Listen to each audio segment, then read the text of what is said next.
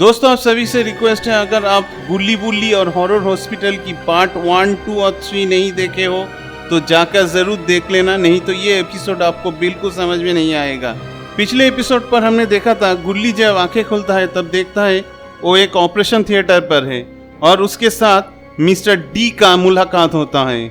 गुल्ली वहाँ से भाग जाता है। जेसन रॉड को मार गिराने के बाद वहाँ पर बाबा आया और बाबा ने गुल्ली को बचाया। बाबा और जेसन के बीच बहुत जोरदार फाइट हुआ और उस जोरदार फाइट के दौरान बाबा का पावर खत्म हो गया और बाबा नीचे गिर पड़े। अब आगे देखिए दोस्तों।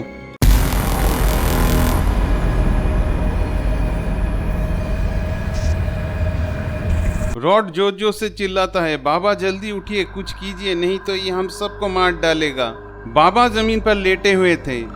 थोड़ा सा मुंडी हिलाया और बाबा ने बोला, तुम लोग यहाँ से जितनी जल्दी हो सके भाग जाओ, मेरे बारे में मत सोचो। अगर तुम लोग यहाँ पर ज़्यादा देर रहोगे तो तुम लोग ज़रूर मरोगे। जल्दी जल्दी यहाँ से भागो। रॉड और गुल्ली दोनों भागने की कोशिश कर रहा था, तभी अचानक कोई पीछे से आकर जोर से दोनों की गर्दन पकड़ लेता है। पीछे और कोई नहीं, प्रोफेसर डी खड़ा था।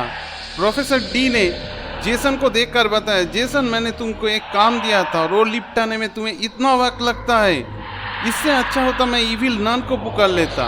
बेकार में मैंने तुम्हारे पीछे इतना पैसा खर्चा किया, तुम किसी काम के नहीं हो। प्रोफेसर डी आपको पता नहीं है ये बाबा कितना खतरनाक चीज़ है, आप इसके बारे में नहीं जानते हो। डॉक्टर डी ने कहा, इसके पास कोई स्पेशल पावर है क्या? आपको पता नहीं डॉक्टर, इस आदमी का उम्र 250 साल से भी ज़्यादा है और 250 साल से वो इसी तरह है। डी ने कहा, बहुत अच्छा, मुझे एक आदमी मिल गया एक्सपेरिमेंट के लिए, तो इसकी डीएनए से मैं और एक अतिमानव बना सकता हूँ जो स्पाइडरमैन आयरन मैन की साथ टक्कर ले सकता है। मैं इस दुनिया का सबसे ताकतवर इंसान बन जाऊंगा। डॉक्टर डी ने जेसन को कहा, जेसन पोर्टल बनाओ, मैं अपना स्पेशल लैब पर जाना चाहता हूँ। जेसन ने एक पोर्टल बनाया और सभी ने पोर्टल के अंदर प्रवेश किया। सभी मिलकर जब पोर्टल की बाहर आया तब पोर्टल की बाहर की दुनिया कुछ अलग था। यहाँ पर चारों तरफ रेगिस्तान है और रेगिस्तान के बीचों बीच एक मशीन घूम रहा है। शायद यही मिस्टर डी का लैब है। इस लैब पर ही उल्टी सीधी रिसर्च करता है। बुल्ली ने बताया, हमारे बचने का कोई उम्मीद नहीं है क्योंकि इस लैब के अंदर जाकर डॉक्टर डी हमारे शरीर के ऊपर एक्सपेरिमेंट करेगा। जेसन ने डॉक्टर डी को बताया, डॉक्टर आपने तो मुझे इस लैब के बारे में पहले नहीं बताया।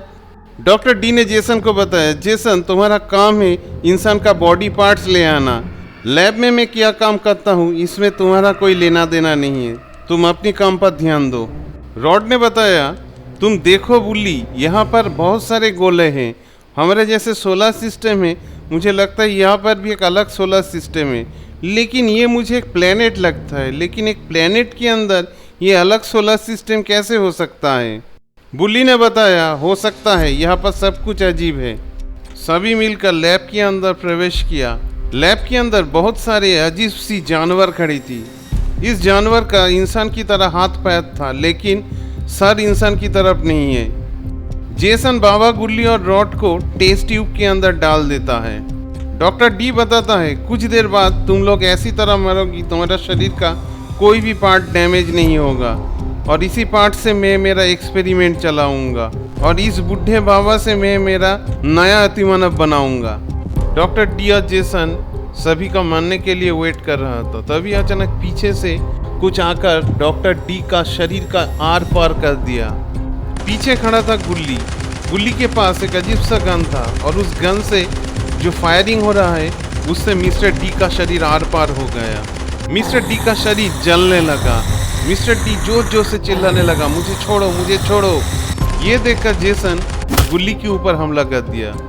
गुल्ली नीचे जमीन पर गिर गया और वो बंदूक जाकर बहुत दूर गिर गया। जेसन गुल्ली को मारने ही वाला था, तभी अचानक पीछे से आवाज आया, रुक जाओ, मेरे दोस्त को मत मारो, नहीं तो मैं तुम्हें ऐसे दर्दनाक मौत मारूंगा तुम कभी भूल नहीं पाओगे।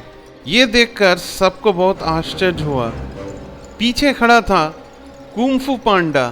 गुल्ली अक्सर बताता था कुंफू पांडा गुल्ली का दोस्त थे।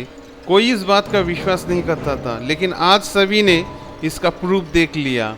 कुंफू पांडा ने कहा, आओ जेसन, अगर तुम में हिम्मत है तो मुझे हरकत दिखाओ। जेसन अपना लेजर पावर छोड़ता है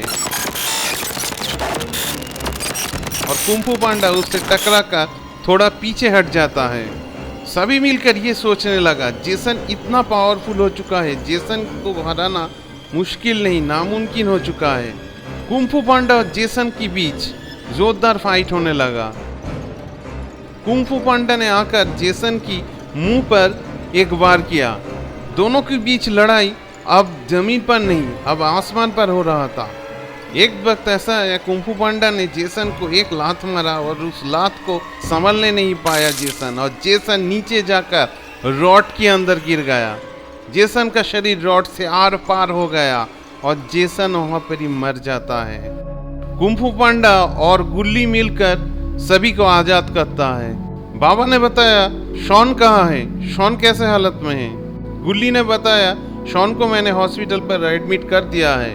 बाबा ने फिर बताया, तुम लोग यहाँ पर कैसे पहुंचे।